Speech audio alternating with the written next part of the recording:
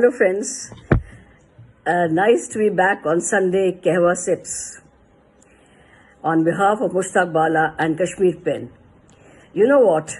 I have been reading and rereading Oliver Twist, Great Expectations, David Copperfield, Nicholas Nickleby, and I have come across such new things and new observations. And now I want to read from Great Expectations. I told you in my earlier talks that all my copies of Oliver Dickens novels are torn and tattered because they are hand-me-downs from my dad, but I have bought new ones.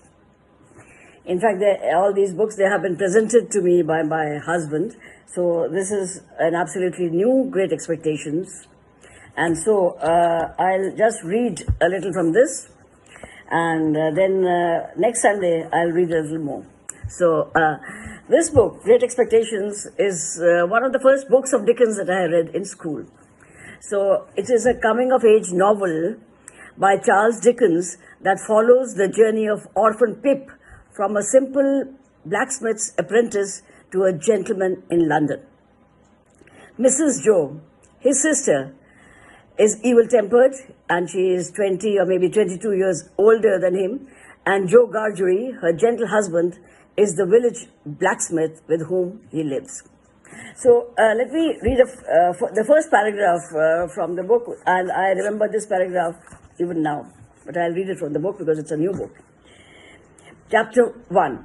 My father's family name being Pirip, and my Christian name Philip, my infant tongue could make of both names nothing longer or more expressive than Pip. So I called myself Pip, and came to be called Pip.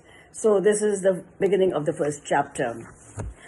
And so we find in the course of the novel that Pip's life is changed by an anonymous benefactor who he is convinced is the eccentric Miss Havisham, who had once invited him to Sati's house, a decaying mansion, where he had met her beautiful but cold adopted daughter Estella, and Pip had fallen deeply in love with her. He relocates to London to become a gentleman worthy of Estella's love. But later on, Pip is shocked to learn that his mysterious benefactor is Provis, also known as Abel Backwich.